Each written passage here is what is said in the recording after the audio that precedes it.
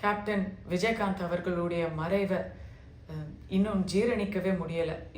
It's just இது ஒரு தனிப்பட்ட இழப்பு கிடையாது, தமிழ்நாடுடைய இழப்பு. விஜயகாந்த் அவர்களை இழந்து வாடும் திருமதி பிரேமலதா அவர்களுக்கும் அவருடைய மகன்கள் விஜய பிரபாகரன், சண்முக பாண்டியன் அவர்களுக்கும், அவரை இழந்து வாடும் லட்சக்கணக்கான தொண்டர்களுக்கும் தேமுதிக அபிமானிகளுக்கும், எல்லாருக்கும் மேலே தமிழ் திரையுலகத்தினர் அனைவருக்கும், அவங்களில் நானும் ஒருத்தியாக என்னுடைய ஆழ்ந்த இரங்கலை நான் தெரிவிக்கலை, என்னுடைய அஞ்சலியை நான் தெரிவிச்சுக்கிறேன். ஏன்னா அவரை பற்றி எதில் ஆரம்பிக்கிறது, எதில் நாம் பேசுறது அப்படின்னு எனக்கே அத்தனை எண்ணங்கள் முட்டிக்கிட்டு வருது. நான் முயற்சி பண்ணுறேன், எனக்கு சில விஷயங்களை இங்கே பகிர்ந்துக்கணும் அப்படின்னு நினைக்கிறேன்.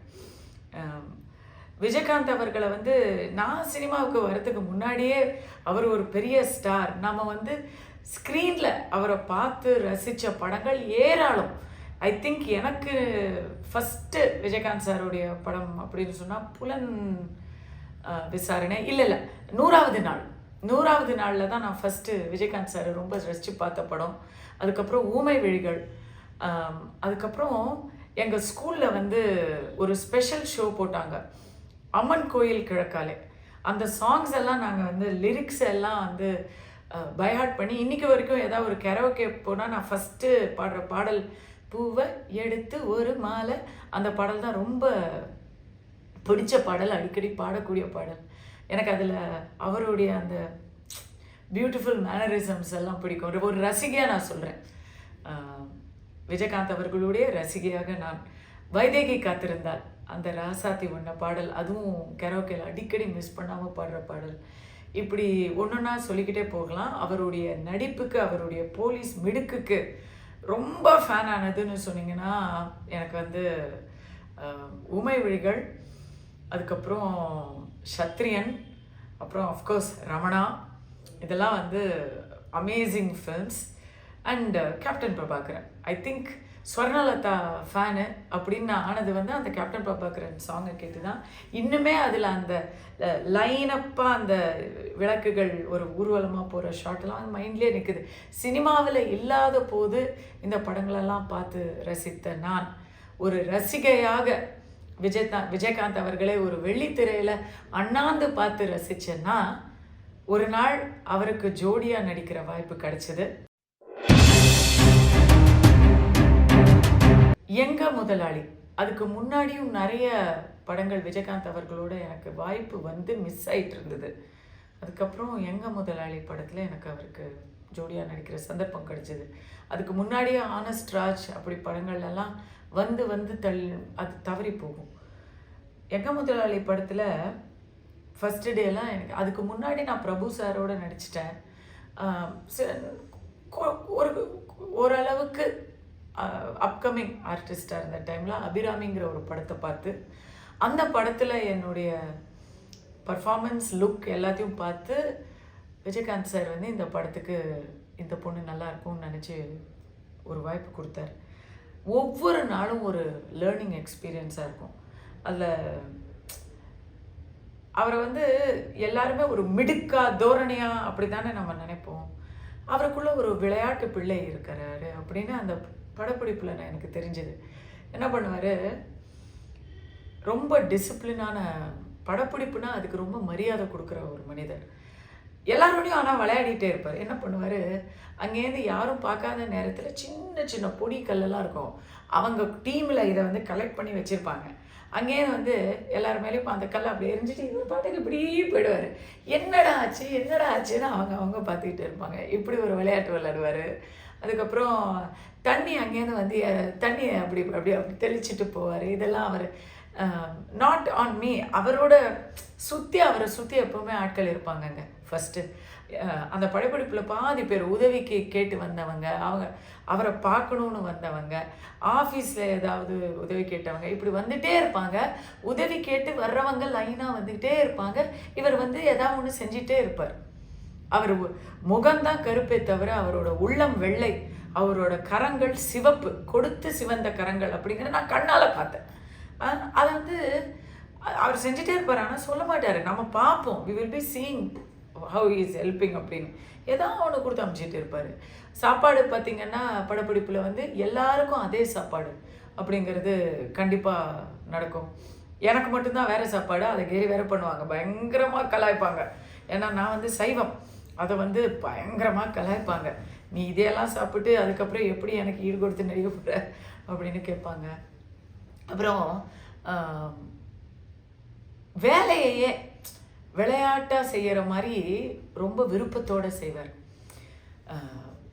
ஒரு நாள் எவ்ரிடே படப்பிடிப்புக்கு யார் முதல்ல போகிறாங்க அப்படிங்கிறது ஒரு போட்டி நடக்கும். இப்போது பொதுவாக ஒரு பெரிய ஸ்டார் அப்படின்னு சொன்னால் அவங்க எப்படிங்க இருப்பாங்க? பயங்கர கெத்தாக இருப்பாங்க. எல்லாரும் வந்தாச்சா, ஓகே அதுக்கப்புறம் கிளம்பலாம் அப்படின்னு போய் அவங்க கெத்தை காட்டுவாங்க. எந்த அளவுக்கு லேட்டாக வராங்களோ அந்த அளவுக்கு அவங்களுக்கு வந்து பெரிய தோரணை அப்படின்னு தானே நம்மெல்லாம் பந்தாலாம் கிடையவே ஒன்றுமே இல்லை. ஏன்னா எங்கள் முதல்ல டைமில் இஸ் த பிக்கஸ்ட் ஸ்டார். பந்தாவே கிடையாது. யார் முதல்ல படப்பிடிப்பு தளத்துக்கு போகிறது அப்படிங்கிறதுல போட்டி. ஹோட்டலில் இவர் காரு கிளம்புறதுக்கு முன்னாடி என் காலு கிளம்பணும் அப்படின்னு நான் பயங்கரமாக முனைப்பா ஓடிட்டு இருப்பேன். எனக்கு முன்னாடி எப்படியோ போயிடணும்னு அவங்க, எப்படியுமே நான் தான் ஃபஸ்ட்டு கிளம்புவேன். ஆனால் எப்படியாச்சும் என் காரை முந்தி போயிடணும் அப்படிங்கிறதுல வந்து டெய்லி அவங்க ஜெயிச்சு எப்படியாவது ரேஸ் பண்ணி ஃபஸ்ட்டு போயிடுவாங்க. நம்ம வந்து அதுக்கப்புறம் போனால் நமக்கு தர்ம சங்கடமாக இருக்கும். அதனால் இன்னும் முன்னதாக கிளம்பி இன்னும் அவருக்கு முன்னாடி போய் அங்கே நான் வந்து கார்லேயே மேக்கப் போட்டுக்கலாம் போக ஆரம்பிச்சேன்னா, இவர் என்ன பண்ணார், எனக்கு ரெகுலராக வர்ற கார் ப்ரொடியூசர் தான், கம்பெனி கார் தான். நாங்கள் வந்து பொள்ளாச்சியில் காரைக்குடியில் ஷூட்டிங் அழகழகான இடங்களில். அங்கே வந்து இவர் வந்து என் ரெகுலர் காரோட டிரைவரை கரெக்ட் பண்ணி வச்சிட்டாரு. அவன் அவ்வளவு மெதுவாக ஓட்டுறான். திடீர்னு என்ன நடக்குது, ஏன் இவ்வளோ மெதுவாக போகுது அப்படின்னு பார்த்தா இவர் பண்ண வேலை. இப்படி ஒர்க்கு விஷயத்தை வந்து ஒரு விருப்பத்தோடு செய்கிறது. ஒரு யாராச்சும் ஷூட்டிங்க்கு வேகமாக போகணும்னு நினைப்பாங்க, அதை வந்து எல்லாருக்கும் அதை பரப்புவாங்க அப்படின்னா இவர் ஒருத்தர். இது அவர்கிட்ட நான் கற்றுக்கிட்ட ஒரு விஷயம். அதே போல் இன்னொரு விஷயம், ஒரு இன்சிடெண்ட் சொல்லணும்னா, எங்கள் முதலாளி படப்பிடிப்பில் ஒரு நாள் எல்லோரும் இருந்தோம். அன்றைக்கி வந்து நைட் ஷூட்டிங் 6 மணியை தாண்டி ஷூட்டிங் நடக்குது. பவர் போயிடுச்சு. திடீர்னு அந்த என்டையர் வீடு, ஒரு பெரிய அரண்மனை வீடு காரைக்குடியில், என்டையர் வீடு அப்படியே பிளஞ்ச்ட் இன் டார்க்னஸ். ஒரு கும்மிருட்டு சூழ்ந்து போச்சா. அந்த கும்மிருட்டில் நாங்கள்லாம் அப்படியே உட்காந்துருக்கோம். திடீர்னு சத்தம் கேட்குது. சாரு, நான் இல்லை அப்படின்னு அவர் வெளியிலேருந்து சத்தம், நாங்கள்லாம் வெளியே போயிட்டோம் அப்படிங்கிறாரு. எவ்வளோ ஒரு கலாட்டாவான பேர் வழிப்பாருங்க. அதாவது அந்த கும்மிருட்டில் ஏதாவது அசம்பாவிதம் நடந்தால் இவர் இல்லையா, ஒன்றும் நடக்காது. விஜயகாந்த் சார் செட்டில் இருந்தாலும் அவரோட ஹியூமர் சென்ஸு இதெல்லாம் இப்போ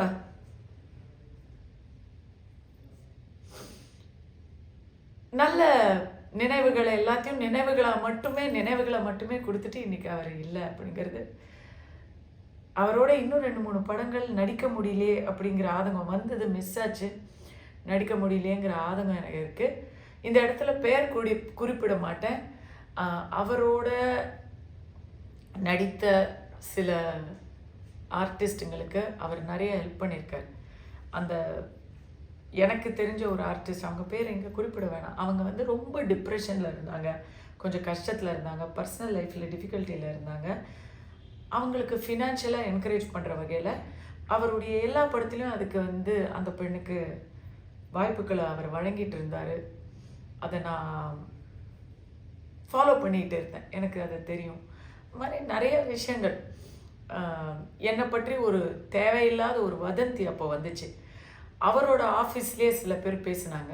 அப்போ நான் அவர்கிட்ட தான் போய் முறையிட்டேன். என்ன சார் இது, 60 வயசு பெரியவரோட என்னை இணைச்சி பேசுகிறதுலாம் நல்லாவா இருக்குது அப்படின்னு அவர்கிட்ட நான் டைரெக்டாக போய் கேட்டப்போ, நான் பார்த்துக்கிறேன் அப்படின்னு சொன்னார். சொன்ன மாதிரியே அதை செஞ்சார். இந்த மாதிரி நிறைய சொல்லிக்கிட்டே போகலாம். டான்ஸ் சீக்வன்சஸ் வந்து விஜய் சார்னு தான் அங்கே நிறைய பேர் அவரை சொல்லுவாங்க. கேப்டன் அப்படின்னு தான் எல்லாருமே, லியாகத் அலி கான் சார் தான் இயக்குனர். கேப்டன் அப்படின்னு சொல்லுவார். பார்த்தீங்களா, ஏழை ஜாதி. எனக்கு வந்து ஃபஸ்ட்டு ஏழை ஜாதியில் தான் விஜயகாந்த் சார் அவர்களோட ஜோடியாக வரணும். அந்த ஃபில்ம் மிஸ் ஆனது எனக்கு இன்றைக்கி வரைக்கும் தீராத வருத்தம். லியாகத் சாருடைய வசனம் பேசி நடிக்க முடியாதது அதெல்லாம். எனிவே, இப்போ நான் புலம்புறேங்கிறது வந்து புலம்புறேன். கேப்டன் சார் வந்து டான்ஸு ஆடணும்னா விரும்ப மாட்டார். என்னப்பா அதில் வந்து சம்பத்ராஜ் டான்ஸ் மாஸ்டர் படத்தில் அந்த இது திருப்பி விஷயத்துக்கு வரேன். படத்தில் டான்ஸ் ஆடணும்னா அவருக்கு பிடிக்காது. ஆனால் ஆடுனா அவ்வளோ அழகாக இருக்கும், அவ்வளோ கிரேஸாக இருக்கும். நான் கேட்டிருக்கேன் அவரை, நீங்கள் இவ்வளோ நல்லா ஆடுறீங்க, ஏன் நீங்கள் டான்ஸ் ஆட விரும்ப மாட்டேங்கிறீங்கன்னு. அவருக்கு என்னவோ அப்படி. ஆனால் நல்லா ஆடுவார். I have seen. ஒரு ஹெல்ப், ஒருத்தர் வந்து யாராவது ஒருத்தர் வந்து அப்கமிங்காக இருக்காங்க, அவங்களுக்கு வந்து ஒரு வெளிச்சம் வரணும் அப்படின்னு சொன்னால் உடனே அவங்களோட இவர் வந்து ஒர்க் பண்ணி அவங்கள பெரிய ஆளாக மாற்றி விடுவார். அந்த மாதிரி எத்தனை பேரை பண்ணியிருக்காருங்க. இதில் லிஸ்ட்டு வந்து இன்ஃபினிட். அந்த லிஸ்ட்டுக்கு வந்து முடிவே கிடையாது. எனக்கு தெரிஞ்சே வந்து நம்முடைய தளபதி விஜய் அவர்களுக்கு வந்து ஆரம்ப காலத்தில் இவர் வந்து எஸ். சந்திரசேகர் சாரோடு விஜயகாந்த் சாருக்கு எவ்வளோ பெரிய ரிலேஷன்ஷிப் தானே. இவர் வந்து நடித்து கொடுத்தாரு. நம்மளுக்கு எல்லாருக்கும் தெரியும், தளபதி விஜய் வந்து விஜயகாந்த் சார் வந்து ஸ்பெஷல் அப்பியரன்ஸ் பண்ணார். சூர்யாவுக்கும் அவரோட சேர்ந்து பெரிய அண்ணன் நினைக்கிறேன் அந்த படத்தில் சூர்யா அவர்களோட நடிச்சிருக்காரு. பிரபுதேவா அவர்களோட வானத்தை போல சூப்பர் ஃபில்ம். அதே போல் இன்னொரு படம் கூட அவங்களோட நடிச்சிருக்காங்க. So many. அவர் வந்து நான் தான் மட்டும்தான் சோலோ ஹீரோவாக இருக்கணும்னு நினைக்க மாட்டார். சரத்குமார், ஆனந்த்ராஜ், பெரிய பெரிய வில்லன் நடிகர்களை ப்ரமோட் பண்ணதும் அவர் தான். மன்சூர் அலிகான், எல்லாரும் பெரிய பெரிய வில்லனாக எந்த படத்தில் நீங்கள் சொல்லுவீங்கன்னா பிக்கஸ்ட் ஃபிலிம்ஸ்லாம் நீங்கள் பார்த்தீங்கன்னா விஜயகாந்த் சார் காம்பினேஷனில் இருக்கும். சரத்குமார் சார் வந்து புலன் விசாரணையில் ஹீரோ வந்து Vijayakanth sir, villain Sarathkumar sir. நான்லாம் அப்போ சினிமாவில் இல்லை, பயங்கர கிரேஸ் யார் மேலேன்னா சரத் சார் மேலே. அவர் வந்து அந்த படத்தினால ஒரு மிகப்பெரிய ஒரு பயங்கர வெளிச்சத்துக்கு வந்தது. அடுத்த படத்தில் வந்து ஈக்குவல் ரோல் கொடுக்குறாரு கேப்டன் பிரபாகரனில். அந்த மாதிரி எத்தனை பேரை சொல்லணும். அப்புறம் படமே வந்து எல்லாரும் ஒரு நல்ல பெரிய சூப்பர் ஸ்டார்னா உடனே நம்பர் 1 ஏஸ் டைரக்டர்ஸோடு நடிக்கணும்னு நினைப்பாங்கல்ல. இவர் வந்து புதிய இயக்குனர்கள், புதிய யூனிட்ஸோடு ஒர்க் பண்ணணும்னு நினைப்பார். அவங்களோட வந்து நிறைய படங்கள், அது வந்து ஆபாவானன் யூனிட்டாக இருக்கட்டும், இல்லை முருகதாஸ் அவர்களாக இருக்கட்டும், இந்த மாதிரி 1 2 நான் இப்போ சொல்கிறேன் இல்லை. அவர் வந்து அந்த புதிய டைரக்டர்ஸை ஊக்குவிக்கணும் அப்படின்னு எப்போவுமே நினைப்பார். புது ப்ராஜெக்ட்ஸ் பண்ணணும். அப்புறம் நிறைய படங்களில் வந்து தன் சம்பளத்தை விட்டு கொடுக்கறது இருக்கட்டும், அவர் வந்து அதையும் தாண்டி இவரே பண உதவியெல்லாம் பண்ணி படங்களுக்கு ரிலீஸ்க்கெல்லாம் உதவி பண்ணிடுவார். அந்த மாதிரி ஒரு 2-3 படம் எனக்கு தெரியும். அதை இப்போ சொல்ல வேணாம், நாகரிகமாக இருக்காது. பட் உங்களுக்கே தெரிஞ்சிருக்கும். நீங்கள் வந்து கமெண்ட்ஸில் நீங்கள் அதையெல்லாம் நீங்கள் எழுத தான் போகிறீங்க. அந்த மாதிரி எவ்வளவு உதவிங்க சினிமாவுக்குள்ளே சொல்கிறேன். அவரோட ப்ரொடக்ஷன்லேயும் அதே போல் நிறைய டேலண்ட்ஸுக்கு வாய்ப்பு கொடுத்துட்டே இருப்பார். ராவுத்தர் ஃபிலிம்ஸ்லேயும் அதே போல், கேப்டன் சினி கிரியேஷன்ஸ்லையும் அதே போல். அந்த நல்ல மனசுக்கு தான். ஏன்னா எனக்கு நல்லா ஞாபகம் இருக்குது, மனோபாலா சார்லாம் வந்து பியூட்டிஃபுல் ஃபிலிம்ஸ் எடுத்தார். அதில் அந்த அபிமான் ரீமேக்லாம் வந்து ராவுத்தர் ஃபிலிம்ஸ் மூலமாக எடுத்தாங்க. அதே போல் கேப்டன் சினி கிரியேஷன்ஸில் சொல்லவே வேணாம். எல்லாமே ஏதோ ஒரு வகையில் நம்ம நாடி நரம்ப எல்லாம் புடைக்க வைக்கிற மாதிரி படங்களாக இருக்கும். ஆக்ஷன் என்டர்டெய்னர்ஸாக இருக்கும். எல்லாத்துலேயும் அவருடைய சில கருத்துக்கள் சொல்வார். ஹீரோயின்ஸும் எத்தனை ஹீரோயின்ஸுங்க. ரவளி எல்லாம் வந்து ஒரு அப்கமிங் ஆர்டிஸ்டாக இருக்கும்போது ஜோடியாக நடிக்க வைப்பார். அந்த மாதிரி அவங்க ரவளி மதர் இப்போ எனக்கு வந்து நெய்பர். நாங்கள் அதை அடிக்கடி சந்தோஷமாக இதெல்லாம் நினச்சி பார்த்துக்குவோம். இந்த மாதிரி so many people owe their careers to him. Tamil திரையுலகில் எத்தனையோ பேர் அவங்க திரை வாழ்க்கையை they owe it to him. இன்னும் சொல்ல போனால் வடிவேலு சார்லாம் வந்து சின்ன கவுண்டர் படத்தில் சேர்ந்து நடித்தவர். அதுக்கப்புறம் எவ்வளோ ஒரு அரசியல் காரணத்துக்காக எவ்வளவு பேசினாருங்க. வடிவேல் சார் நல்லவர் தான், அரசியல் நிர்பந்தத்துக்காக எவ்வளோ பேசினார். ஏன் திமுக அப்படிங்கிறவங்க இவரை என்ன விதமாகலாம் கேவலப்படுத்தினாங்க. இவரை வந்து ஒரு எல்லா கட்சிகளுமே சேர்ந்து குடிகாரர் அப்படின்னெல்லாம் வந்து பொதுவெளியில் அரசியல் எதிரிகள் பேசினப்போ இவர் யாரையுமே வந்து ஒரு தரம் கூட யாரை பற்றியாவது இவர் தவறாக பேசி ஏதாவது பதில் சொல்லியிருக்காரா? இல்லை, அதை கடந்து போவார். ஸோ பேக் டு திரை உலகத்திலேயே நம்ம திரைக்கு அப்பாற்பட்டு இவர் ஹெல்ப் பண்ணவங்க எத்தனை பேரும் சொல்லவே தேவையில்லை. ஏதோ என்னை அறிமுகப்படுத்திய கஸ்தூரி ராஜா அவர்கள் தன்னுடைய மகளுடைய மெடிக்கல் சீட்டுக்கு இவர் பண்ண உதவியை எல்லா பட்டி தொட்டியெல்லாம் பேட்டி கொடுத்துக்கிட்டு இருக்காரு இன்னைக்கு. அந்த மாதிரி பெரிய மனிதர்களுக்கும் ஹெல்ப் பண்ணியிருக்காரு, சின்னவர்களுக்கும் ஹெல்ப் பண்ணியிருக்காரு. அவர்கிட்ட போனால் கண்டிப்பாக ஹெல்ப்போடு தான் திரும்பி வருவோம். நடிகர் சங்கம் ஒரு தலைவராக அவரை பற்றி சொல்லணும். அரசியல் தலைவராக வர்றதுக்கு முன்னாடி அவர் வந்து ஒரு தீவிர திமுக அபிமானி, கலைஞருடைய தொண்டன். திமுகவுக்காக எவ்வளோ உழைத்த ஒரு மனிதர். அவரை அதுக்கப்புறம் திமுகவே அவமானப்படுத்தினாங்கங்கிறது ஒரு நகை முரண். பட் அரசியலில் வந்து ஒரு பாலிட்டிஷியன் ஆகிறதுக்கு முன்னாடியே அவர் தலைவருங்க. அவர் தலைமை பண்பை நான் எங்கே பார்த்தேன்னு சொல்லணும்.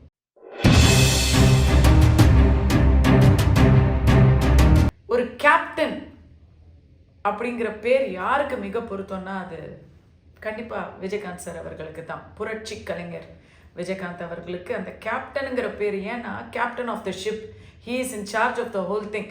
இந்த பக்கம் போன்னு சொன்னால் அந்த பக்கத்தில் அந்த ஷிப்பு போகும். அதுதான், தட் இஸ் த திங். இதை அவருடைய அந்த தலைமை பண்பையும் அவருடைய எக்ஸ்ட்ரீம் கேப்டன்சியும், இப்போ நம்ம கிரிக்கெட்டில் தோனி, ரோஹித் சர்மான்னு சொல்கிற மாதிரி அதில் தமிழ் திரையுலகுக்கு விஜயகாந்த் சாரை தான் நம்ம சொல்ல முடியும். நடிகர் சங்கத்துக்கு இவர் தலைவராக பொறுப்பேற்ற அந்த சமயத்தில், நடிகர் சமயத்தில் 1 கோடிக்கும் மேலான கடன் இருந்ததுங்க. அதை எத்தனையோ வருஷமாக அடைக்கிறதுக்கு முயற்சி பண்ணி யாராலையும் அதை செய்ய முடியலை. இவர் வந்தார். வந்து within his first tenure itself அவர் என்ன பண்ணார், இதுக்கு ஒரு பிளான் டிவைஸ் பண்ணுறாரு. அந்த விஷன் பிளான் டிவைஸ் பண்ணி 1 கோடி, அப்போது இப்போ மாதிரி இல்லை, அப்போல்லாம் 1 கோடிங்கிறது இன்றைக்கி தேதிக்கு கண்டிப்பாக 10-15 கோடி இருக்கும் இன்றைக்கி வேல்யூவில். அதுக்கு ஒரு பிளான் டிவைஸ் பண்ணுறாரு. நடிகர் சங்கத்தில் இருக்கக்கூடிய எல்லா நடிகர்களையும், பெரிய நடிகர்கள் எல்லாரையும், ரஜினி, கமல் உட்பட எல்லாரையும் he brings them all into the fold. எல்லாரையும் கலெக்ட் பண்ணுறாரு. எல்லாரையும் வச்சு கலை நிகழ்ச்சிகள் நடத்துகிறாரு. தமிழ்நாடு, மலேசியா, சிங்கப்பூர் கலை நிகழ்ச்சிகள் நடத்துகிறாரு. கம்ப்ளீட்டாக அந்த கடனை வந்து வைப் அவுட் பண்ணுறாரு. சர்ப்ளஸ் வைக்கிறாரு. அந்த சர்ப்ளஸில் புதுசாக நலிவடைந்த கலைஞர்களுக்கு புதுசாக ஸ்கீம்ஸ் அனௌன்ஸ் பண்ணுறாரு. இதெல்லாம் வந்து அத்தனை பேரால் முடியாதது இவர் ஒத்த ஆளாக செஞ்சு காமிச்சாரு. ஒரு விஷயம் செய்யறேன்னு இறங்கிட்டா கேப்டன் செஞ்சு முடிப்பார் அப்படிங்கிறதுக்கு இது ஒரு ஸ்மால் எக்ஸாம்பிள். இதே போல் அவர் பண்ண இன்னும் எத்தனை விஷயங்கள். அதுக்கு முன்னாடியெல்லாம் வந்து நடிகர் சங்கம் ஏதாவது சமூக செயல்பாட்டில் வந்து கலந்துக்கிறாங்க அப்படின்றது வந்து அடிக்கடி நடக்காது. இவர் வந்ததுக்கப்புறம் காவிரி பிரச்சனைக்கு எல்லாரும் வந்து உட்காந்தாங்க வள்ளுவர் கூட்டத்தில். அந்த மாதிரி he was able to get people to come and participate. இவர் கூப்பிட்டா யாராலையும் தட்ட முடியாது, தட்டவும் மாட்டாங்க. அந்த மரியாதை அவர் மேலே இருந்தது. அப்போ தான் நானேன்னு இல்லை, எல்லாருமே சொல்லியிருக்கிறோம், நீங்கள் அரசியலுக்கு வரணுங்கிற குரல். அவர் அரசியலில் தான் இருந்தார், திமுக ஆதரவு அரசியலில் இருந்தார். தனி அரசியலுக்கு எப்போ வரணும் அப்படிங்கிற ஒரு அந்த காலகட்டம் எப்போ வந்துச்சுன்னா ஈழப்பிரச்சனையில் திமுகவின் நிலைப்பாடு சரியாக இல்லை. அப்போ தான் வைகோ அவர்களும் விஜயகாந்த் அவர்களும் பிரிஞ்சு போகிறாங்க. அப்போ வந்த முதல் தேர்தலில் வைகோ அவர்கள் வந்து தனியாக எம்டிஎம்கே ஃபார்ம் பண்ணி தனியாக நிற்கிறாரு. விஜயகாந்த் அவர்கள் தனியாக தேமுதிக அனௌன்ஸ் பண்ணி தனியாக நிற்கிறாங்க. அந்த எலெக்ஷனில் நான் வந்து அவங்களுக்காக என்னோட சொசைட்டியிலலாம், என்னோட ஃப்ளாட்ஸ் கம்யூனிட்டியிலலாம் ஃபுல்லாக அவங்களுக்காக நான் ஓட்டு சேகரிச்சிருக்கேன். ஏன்னா ஈழத்தமிழ் பிரச்சனைக்கு ஆதரவான நிலைப்பாட்டை அவர்கள் எடுத்து தங்களுடைய அரசியலை துவக்குகிறார்கள் அப்படின்னு நான் நிறைய பேரை வந்து நாம் மொபிலைஸ் பண்ணியிருக்கேன். அந்த டைமில் அரசியலுக்கு வந்ததுனால எல்லாருமே அரசியலில் வரும்பொழுது ஒன்றுமே இல்லாமல் வருவாங்க. அதுக்கப்புறம் ஒரு சில வருடங்கள்லேயே வந்து அவங்க வந்து பதவி, பணம், மிகப்பெரிய படாடோபம்னு வளர்றதை நம்ம பார்த்துட்டு தான் இருக்கோம். அன்னிலேருந்து இன்னி வரைக்கும் அரசியலில் பயங்கர அளவில் மக்களுக்கு பெனிஃபிட் ஆகுதோ இல்லையோ, அவங்களுக்கு பெனிஃபிட் ஆகுதுங்கிறத நாம் டெய்லி பார்த்துட்டு தானேங்க இருக்கோம். ஆனால் அரசியலுக்கு வந்து தன் சொந்த காசை போட்டு நிறைய பணமும் தன்னுடைய உடல்நிலையும் இழந்த ஒருத்தர்னு பார்த்தா இவர் தான். அதை வந்து ஆனால் அவர் கேர் பண்ணதில்லை. என்ன ஆயிடுச்சு, அப்போது திமுகவுக்கு எதிரான நிலைப்பாடு எடுத்துட்டார். இவருக்கு என்னாச்சு, அதனால இவருடைய ஆண்டாள் அழகர் திருமண மண்டபத்தை வந்து அதுக்கு மேலே ஃப்ளைஓவர் கட்டுறேன்னு வந்து அதில் பாதியை இடிச்சிட்டாங்க. பயப்படலையே, அதுக்காக அவர் தன்னோட நிலைப்பாட்டிலேருந்து பின்வாங்கவே இல்லையே. யார் வந்தாலும் நாங்கள் பார்த்துக்குறோம் அப்படிங்கிற தைரியம். அதுதான் அந்த ஒரு சத்தியமான நிலைப்பாடு அப்படின்னு அவர் எடுத்துட்டாருன்னா அதுலேருந்து யார் சொன்னாலும் அவர் பின்வாங்க மாட்டார். அதுதான் அந்த கட்ஸ் தான் கேப்டன், அந்த கட்ஸ் தான் விஜயகாந்த். அந்த ஒரு பிடிவாதம் தான் விஜயகாந்த் அவர்கள். இடிச்சு விட்டாங்க கல்யாண மண்டபத்தை. அது மேலே வந்து அந்த ஹைவே வரும். இன்றைக்கும் அப்படியே தான் இருக்குது. அதே போல் இவரோட காலேஜஸ், நான் பெருசாக படிக்கலை, என்னோட அடுத்த தலைமுறை படிக்கணும் அப்படின்னு ஹெல்பிங் பர்பஸ்க்காக காலேஜ் ஆரம்பித்த ஒருத்தர். சும்மா லைசன்ஸ் கிடைக்குது அதுக்காக காலேஜ் ஆரம்பிக்கணும்னு அவர் ஆரம்பிக்கல.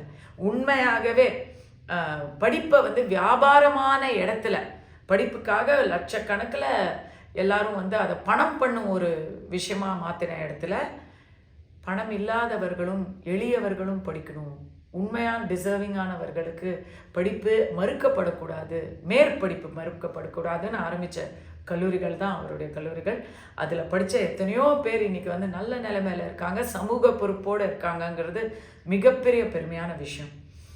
அரசியலில் இவர் ஒத்த ஆளாக விருத்தாச்சலத்தில் எம்எல்ஏ ஆனப்பவும் சரி, சிங்கமாக ஒத்தையாக லெஜிஸ்லேட்டிவ் அசம்பிளிக்கு போனப்பவும் சரி, அதுக்கப்புறம் 25 எம்எல்ஏயோட பிரதான எதிர்கட்சியாக ரைட் ராயலாக உள்ளே போனப்பவும் சரி, எங்களுக்கு எல்லாரும் ரொம்ப பெருமையான ஒரு விஷயமா இருந்தது. யாருமே கூட்டணி கட்சி, அதுவும் முதலமைச்சர், அதுவும் ஜெயலலிதா அம்மா, அவங்கள யார் எதிர்ப்பாங்க? இவர் தான் அந்த கூட்டணி வச்சு அவங்களோட கூட்டணியாக தான் இவர் ஜெயிக்கிறார், அவங்களோட தான் இவர் லெஜிஸ்லேட்டிவ் அசம்பிளி போகிறார். ஆனால் அவங்களுக்கு எதிராகவே நேர்மைனா இதுதான், இது தப்புனா தப்பு, ரைட்டுனா ரைட்டுனா அவங்களே எதிர்க்கிறார். அந்த கட்சி யாருக்கு வரும்? கேப்டனுக்கு வந்துச்சு. அதனால் வந்து அவருடைய அரசியல் வாழ்க்கையில் எத்தனை இடர்கள், எத்தனை அவமானங்கள், யார் பின்வாங்கினா? அந்த ஒரு நேர்மை தான் விஜயகாந்த் அவர்கள். படத்தில் தாங்க நடிப்பார், நேரில் நடிக்காத ஒரு உண்மையான மனுஷன். அவரை மீடியா சித்தரித்த விதத்தை இன்னைக்கு வரைக்கும் என்னால் ஏற்க முடியலை. அது தவறு தான், மன்னிக்க முடியாத ஒரு விஷயந்தான். உடல்நிலை பாதிப்பால் வந்த விஷயங்களை, அவருடைய வார்த்தை குளறுவது, அவருடைய எக்ஸ்பிரஷன்ஸ், இதையெல்லாம் எடுத்து போட்டு மீம்ஸாக அவர் வந்து மதுவன் ஒரு பழக்கத்தினால அப்படிங்கிற மாதிரி சித்தரித்தது மீடியா செய்த ஒரு அநீதி அப்படின்னு தான் நான் இன்றைக்கும் நினைக்கிறேன். இன்றைக்கி புகழாரம் சூட்டக்கூடிய நிறைய யூடியூப் சேனல்ஸ் இவரை வச்சு என்னெல்லாம் செஞ்சாங்க, ஏன்னா பிகாஸ் ஆஃப் பொலிட்டிக்கல் ரீசன்ஸ் அப்படிங்கிறது அது ஒரு கசப்பான உண்மை. ஆனால் அவர் அதுக்கு வந்து ரொம்ப க்யூட்டாக மீடியா அப்படின்னெல்லாம் வந்து அவர் மீடியாவை சொல்லுவார். எல்லாமே தெரிஞ்சு தான் வச்சுருந்தார். கடைசி வரைக்கும் தன்னுடைய உடலில் சக்தி குறைந்தாலும் மனதின் நம்பிக்கையை அவர் விடவே இல்லை.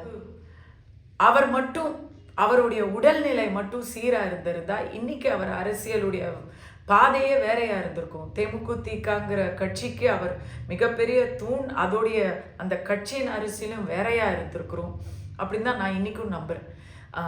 தமிழகம் ஒரு நேர்மையான முதலமைச்சரை பெரும் வாய்ப்பை இன்று இழந்து விட்டது. அப்துல் கலாம் இறந்த போது விக்கி அழுகுறாருங்க, விக்கி அழுகுறாருங்க. அவருக்கும் என்ன, அவருக்கு முன்னாடி பின்னாடி பார்த்துருக்காரா, ஆனால் அங்கே போகிறார். அதுதான் அந்த உள்ளத்தை நாம் இழந்துட்டோம். கேப்டன் விஜயகாந்த் அவர்கள் இனி நம்முடன் இல்லை என்கிற கசப்பான உண்மையை நாம் அதை ஏற்கும் வேளையில் அவர் எதையெல்லாம் நம்பினாரோ அந்த நம்பிக்கைகளை, கனவுகளை கண்டிப்பாக மறக்கக்கூடாது அப்படின்னு நான் நினைக்கிறேன். மறுபடியும் என் இதயபூர்வமான அஞ்சலி.